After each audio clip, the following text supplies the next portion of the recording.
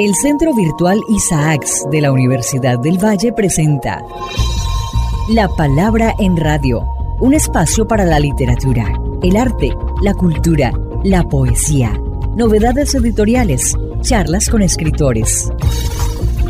La Palabra en Radio, domingos 10 de la mañana por Univalle Estéreo.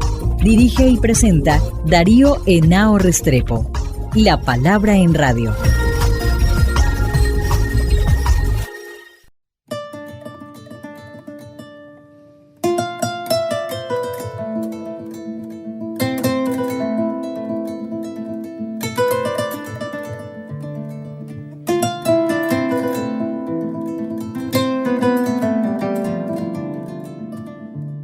Muy buenas, amables oyentes, como siempre, todas las mañanas de domingo aquí en La Palabra en Radio y para Palabra Transmedia, este programa que es del Centro Virtual Isaac de la Escuela de Estudios Literarios y la Facultad de Humanidades de la Universidad del Valle. Siempre tenemos aquí personas invitadas, entrevistas destacadas y en esta oportunidad tenemos al poeta Julián Malatesta, que ha venido estudiando la cultura afro-latinoamericana, está terminando su doctorado en este campo y con Julián queremos hablar de Manuel Zapata Olivella, de su obra Chango el Gran Putas y un poco de la concepción poética y mitopoética que hay en el libro, que es sobre lo cual él ha hecho un extraordinario ensayo recientemente y con él queremos conversar para compartir con ustedes algunas ideas sobre Chango el Gran Putas y la poética de Manuel Zapata Olivella. En primer lugar, pues te agradezco, Julián, por estar aquí en nuestro programa y te quiero preguntar un poco como tu genealogía personal de lectura de la obra de Manuel Zapata Olivella, en particular de Chango el Gran Putas. Bueno, Darío, muchas gracias por la invitación. Siempre es muy grato estar en este programa de La Palabra en Radio. Es un programa que además que propicia un diálogo sobre temas tan diversos, sí suscita, sobre todo por parte mía, suscita la inquietud de poder poner en común algunas ideas que van surgiendo en las lecturas que hacemos sobre diversos aspectos de la vida literaria y cultural.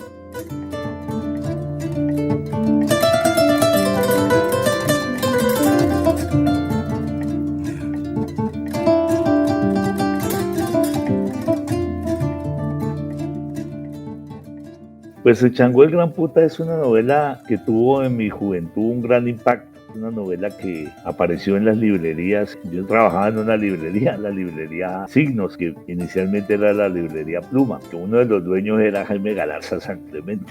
Y entonces parece Chango el Gran Puta y yo empiezo a leerla. A mí realmente no me pagaban el salario porque cuando llegaba la orden de pago yo ya debía todo el salario del libro. Y uno de ellos fue Chango el Gran Puta, atraído por el escándalo que producía su nombre, el título. Y no puedo mentir, se trataba de una obra bastante difícil para la mentalidad que teníamos en el momento, para la formación de alguna manera literaria que uno iba adquiriendo en el canon, digamos, del pensamiento literario. Muy difícil, sobre todo la apertura poética de la obra me llamó mucho la atención porque esa apertura tenía las características de una apertura agitacional. Estoy hablando de esa lectura hecha hace muchos años, de una poética agitacional, de puño alzado, de convocatoria a la sublevación, de un llamado a la guerra, llamado al levantamiento. Y era muy singular porque esto se hacía acompañado de una convocatoria a los dioses, a unos dioses con los que no teníamos trato nosotros aquí, no teníamos ningún vínculo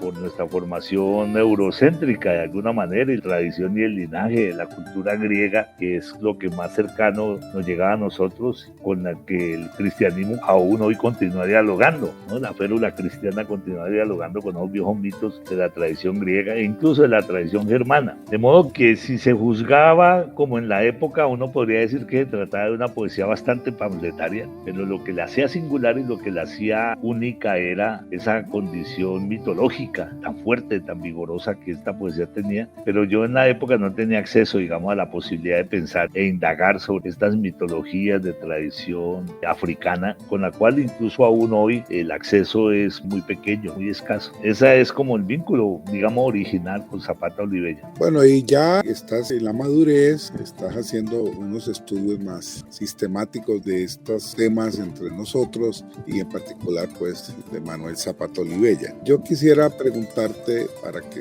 nuestros oyentes se animen a leer Chango el Gran Puta, es como cuál consideras tú que es el ABC de la comprensión que hay que tener para entrar en un libro tan ambicioso. Son 5 novelas en una, pero todas están atravesadas por la mitología de matriz africana, básicamente el candomblé brasileño, el vudú haitiano y la santería cubana, que son como los rituales y las religiosidades que Manuel en vida investigó y tuvo algún acceso. Incluso se habla de que en algunos momentos pudo tener un cierto tipo de iniciación por el grado de conocimiento tan profundo que adquirió de esto y que le va a servir para escribir la historia de la diáspora africana a las Américas. Entonces te pregunto es para que tú, ya desde tus lecturas más recientes, le contemos a nuestros oyentes qué consideras tú para entender este libro. Digamos que el principio fundamental, Darío, que moviliza, digamos, el pensamiento mítico-religioso de tradición africana, expresado, como bien lo has dicho, en el candomblé, la santería y en el vudú, pero detrás de eso, tal vez una de las corrientes religiosas más poderosas y más fuertes,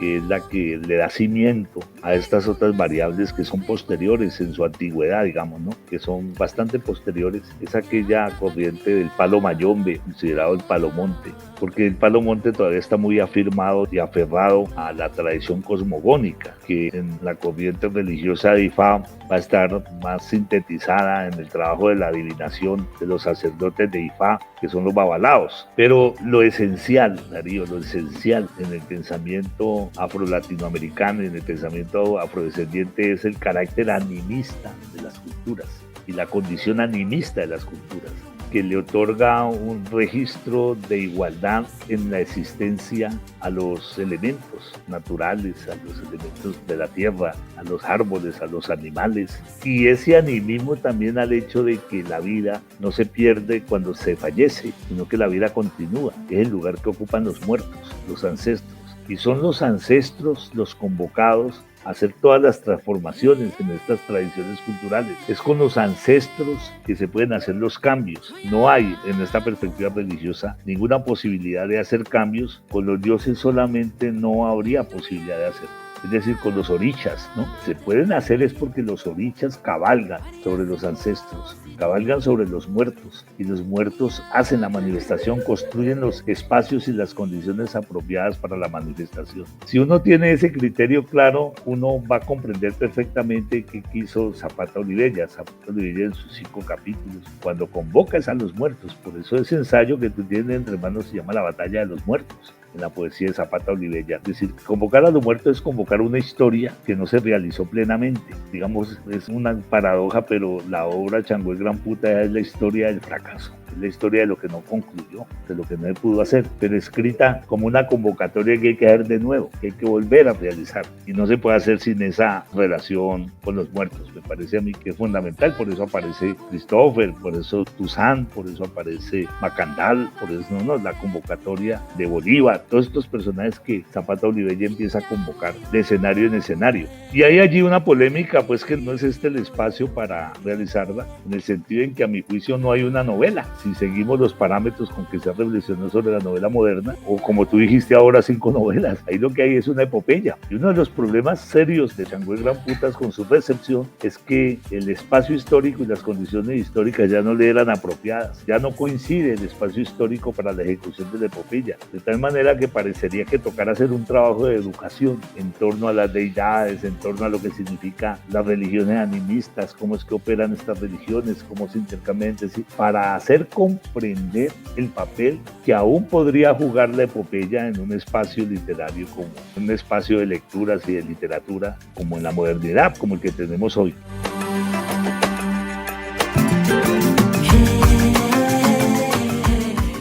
Y hay un concepto que atraviesa toda la novela, porque es un concepto de la filosofía yoruba, que es el concepto de Muntu, y así empieza el primer canto: tierra de los ancestros, oídos del Muntu, oír, oír, oír, oído del Muntu, oír. Y después aparece la cora, ríe, lloraba la cora, en sus cuerdas hermanas narrarán un solo canto, las historias de Nagó, el trágico viaje del Muntu, el continente del exilio de Changó. Y quien narra es Nagafúa o Ngafúa, hijo de Quisikama, que más adelante aparece y y vamos a percibir y a comprender que se trata de un babalao, de un santero iniciado desde niño. De un adivinador, sí. Y que pues uno puede concebir de cierta manera como un alter ego poético de Manuel. Mi pregunta es, ¿cómo ves tú lo que ya has anunciado, este entramado mítico religioso con los ancestros, con los dioses, con los héroes, en las luchas reales, porque hay una dimensión histórica realmente pues muy fuerte ahí? ¿Cómo lo ves? Bueno, la situación es bastante compleja porque el primer narrador de la obra es Nagó. Nagó es investido de las condiciones propias del guerrero, que parece ser que estuviera destinado a cumplir una misión, destinado a adelantar una enorme tarea ordenada por los dioses, orientado al cumplimiento, digamos, de una gran misión. En un sentido clásico de la palabra avatar,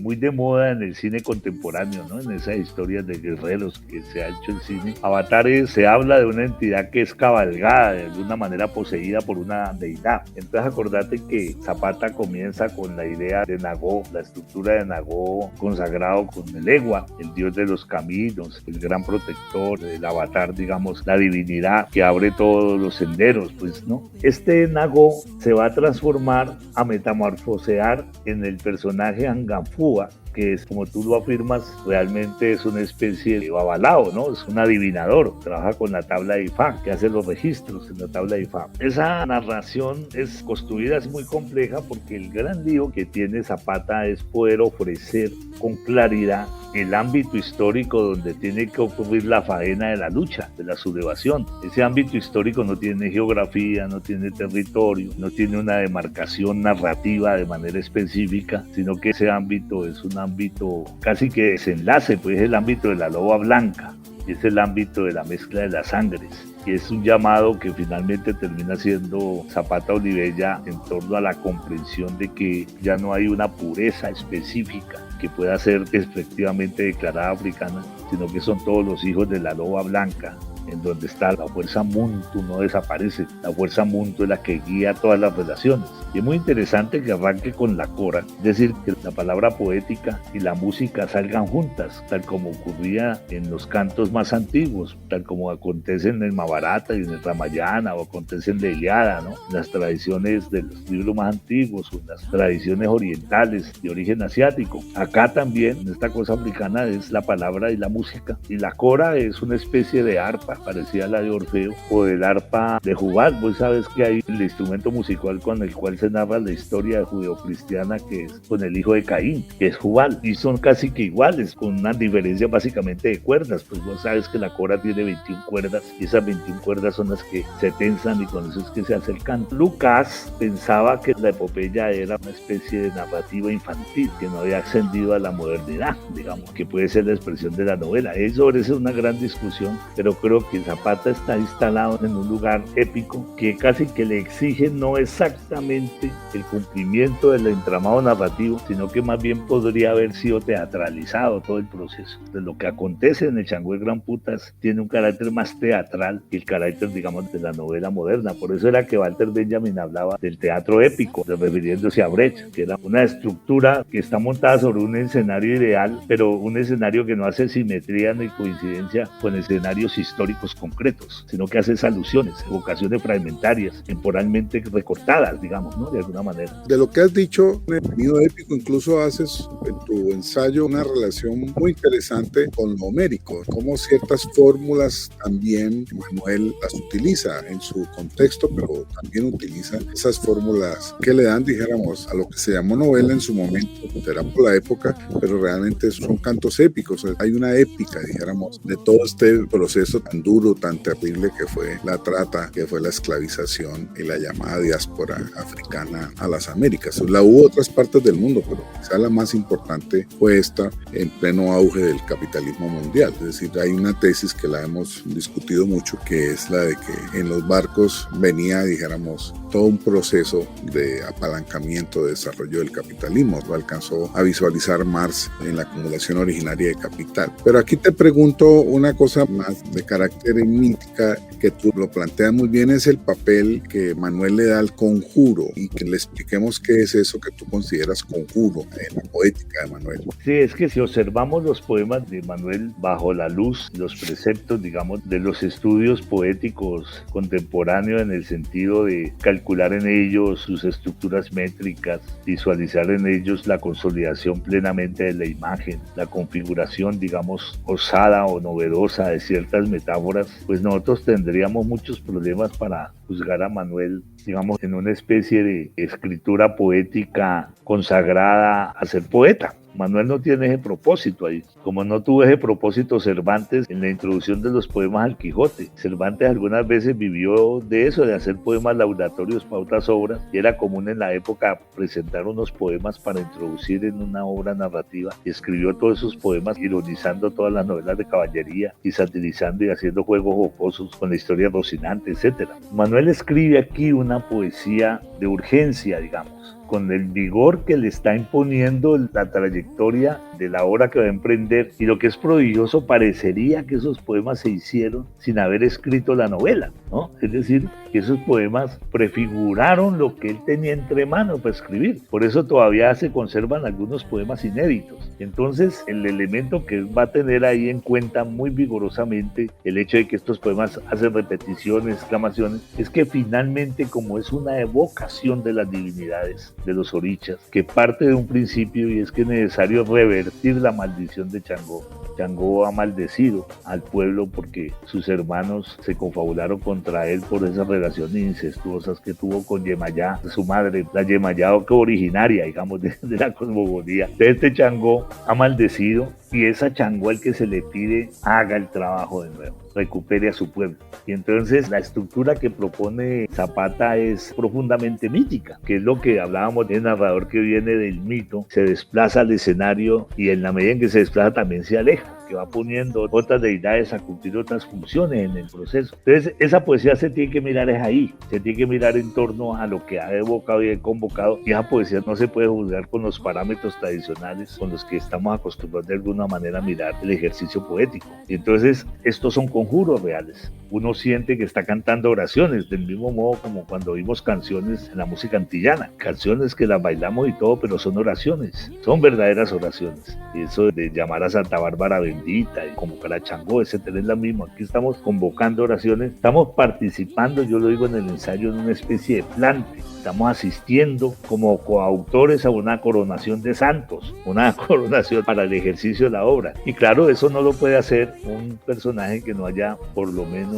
tenido un nivel de iniciación. Yo pienso que Zapata no tuvo un desenlace como Babalao, no concluyó en un sacerdocio, pero sí fue un aleyo destacado. Es decir, un discípulo de altísima formación interna del ritual yoruba y del ritual afrocubano, sobre todo. Y entonces estuvo metido ahí. Hubiera podido ser un sacerdote, pero no era el interés de Zapata. Zapata tiene un interés revolucionario, tiene un interés de pensador, tiene un interés de orden político en la sociedad colombiana. Por lo tanto, no podía terminar de babalao, pero sí como un intelectual, un aleyo destacado, con conocimientos profundos, sobre todo de todo el acervo literario de la tradición yoruba, que son los odu, que se traducen en los grandes pataquíes, que son esas pequeñas parábolas y fábulas con las cuales se analiza, se indaga, se interpreta una situación de un sujeto, de un individuo, de una comunidad o de la sociedad en su conjunto. Me parece que eso es muy importante.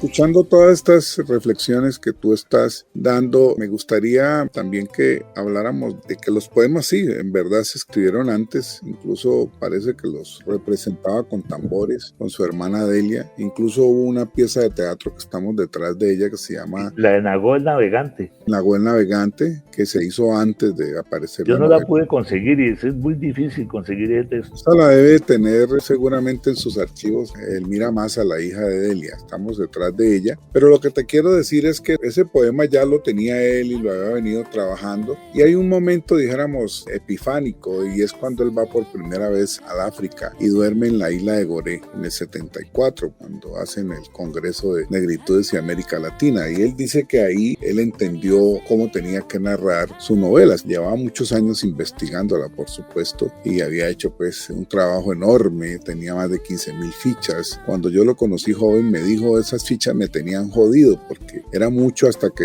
me solté, y lo que le ayudó mucho a él fue el viaje al África. Entendió el tema de los ancestros, de los dioses y la ligación tan profunda que hay entre los vivos y los muertos, y toda la concepción que anima la novela, todo el canto épico de estas 5, aún la llama novela por la costumbre y así se vendió, es el tema del Muntu, para que nos digas un poco tu opinión de cómo funciona, dijéramos, esto en la novela, que de todas maneras la leímos en grupo y la discutimos. Sí, es que el Muntu tiene una base primordial, es la consideración de que vivos y muertos son indiferentes, aunque ocupen escenarios distintos. Vivos y muertos, lo que ocurre es que tienen diversas formas de ser, de presentarse, de manifestarse. Esa es la fuerza Muntu. La fuerza Muntu es el hecho de que lo que es adentro es afuera, lo que es arriba es abajo. Un poco las teorías que en Occidente se conocieron por parte del hermetismo, lo que efectivamente eran tomadas de todas estas antiquísimas tradiciones animistas. La fuerza Muntu rige absolutamente todas las cosas, es la fuerza que hay interior. Y esa fuerza Muntu hace que los dioses no sean lejanos, sino que los dioses son cercanos. Es la paradoja que le tocó vivir de alguna manera a los románticos. Los románticos tenían ya los dioses lejos, entonces les tocó trabajar en la idea de que la obra de arte era la construcción del escenario para su manifestación. Y yo siento que esta epopeya de Zapata Olivella conserva una dimensión romántica, pero con la diferencia de que tiene la consideración de que los dioses no se han ido, que los dioses no se han perdido, que los dioses están ahí, que los dioses solamente hay que convocarlos, y que se convocan ¿con qué? Con la fuerza Muntu, una fuerza que une todas las cosas, que une los 4 elementos, que como pueden pensar también algunas culturas animistas de la tradición indígena, no solo están los 4 puntos cardinales, sino que también está el arriba, el abajo, lo profundo y lo superficial, que en todos los escenarios está la fuerza Muntu. Y esto es muy importante por otra consideración que hay allí, que me parece en un periodo tan vigoroso del desarrollo del psicoanálisis, no solo en nuestro país, sino en el continente americano, el peso que tiene el psicoanálisis en el continente americano. Tal vez de una de las aportes más importantes del psicoanálisis consiste en atacar la culpa, en considerar de que el mal o el error, el defecto, digamos, no puede ser juzgado, sino que debe ser indagado. ¿De dónde es que sale? Entonces es impresionante porque en las culturas animistas el bien y el mal asisten en las mismas condiciones. Está lo bueno y lo malo, y lo bello y lo feo, y lo vigoroso y lo frágil. Tanto que se han hecho relaciones, este personaje, el poeta cubano Barney, termina asociando esto con esa antigua teoría después desarrollada por Confucio, la composición del libro de Li Chin, es la teoría del Yan y el Yin, de la vieja tradición antigua de los chinos, pero que todas las culturas en sus elementos más arcaicos lo tienen. Entonces ese es el vigor, me parece a mí, del planteamiento de Zapata Olivella. Zapata Olivella, creo que su equivocación, Darío, es que no compite como escritor, sino que hace una obra como revolucionario, como pensador. Entonces, mientras que García Márquez está escribiendo como escritor, García Márquez se sitúa en el papel del canon y dialoga con la literatura universal, desde luego, con la literatura inglesa, americana y con la literatura latinoamericana, en la construcción de un canon, construyendo el papel del escritor. Zapata Olivella estaba desentendido de eso, creo yo lo percibo así. Zapata Olivella estaba haciendo una obra para la lucha, para el combate, para la transformación. Estaba unido, ¿sí? Por eso era fácil que hiciera cosas con su hermana Delia Zapata, incluso con Enrique Buenaventura. Enrique Buenaventura no escribió para ser el gran dramaturgo que dejó una obra extensa, no. Enrique Buenaventura escribió en la acción, estaba en la acción, como lo que tenemos que decir, por ejemplo, de Camacho, en el Teatro Libre, hombres de la acción, están construyendo obras para coyunturas incluso políticas muy complejas, en situaciones políticas muy complejas. Ese no es el papel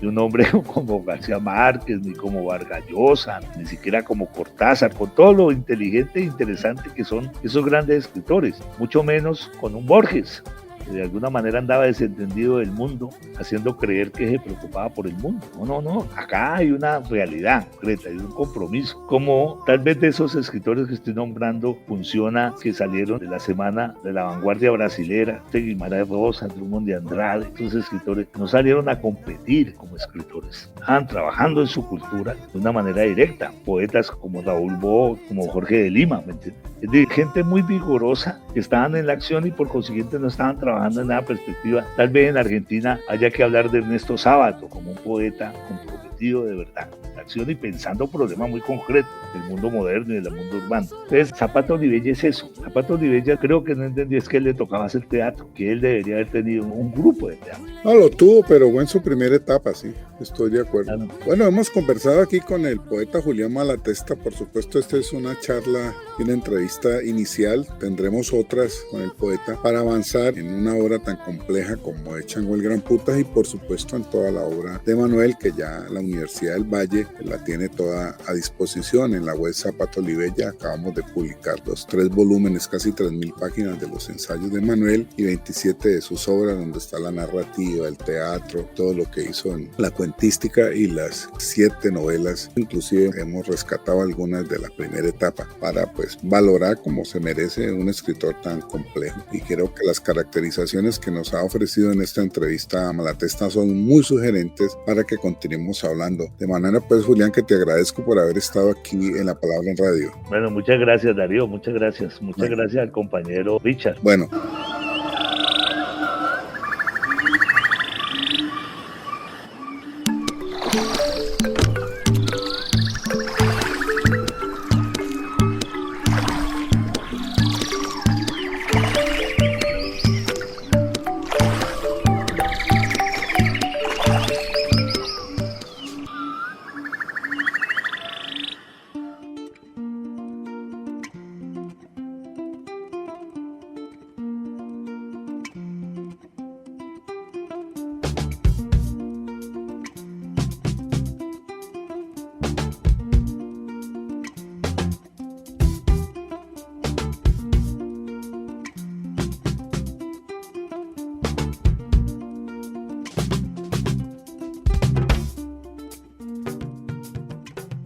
Bienvenidos a este espacio sonoro Música Negra. Hoy presentamos a Sona Jobartet, es cantante, compositora anglo-gambiana, es educadora y activista. Nacida en una familia griot de Gambia, de África Occidental. Es una tradición que se remonta a 7 siglos y es la primera mujer dentro de esta tradición en convertirse en una virtuosa profesional de la kora. En la cultura griot, la poesía, el canto o la música llevan siglos transfiriéndose de padre a hijo, pero en la familia Jobartet se tiene el derecho hereditario para la práctica de la kora. Con la figura de su abuelo Amadou Bausan Jobartet, su padre Dauda Jobartet y su primo Toumani Diabaté.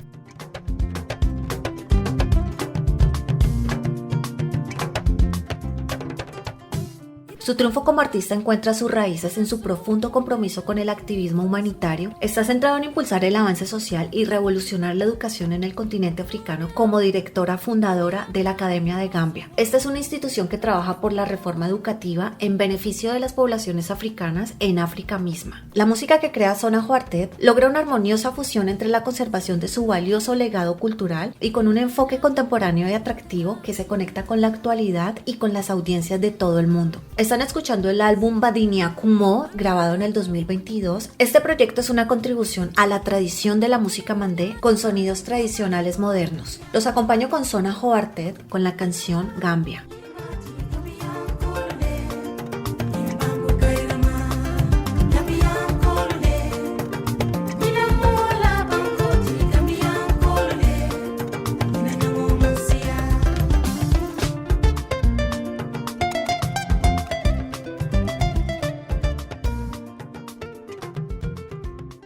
Darío Henao, quien les habla, los espera en la próxima semana aquí en la 105.3 de la FM Univalle Estéreo. Agradezco a nuestra productora Chile Sain Mosquera. Nos vemos la próxima semana.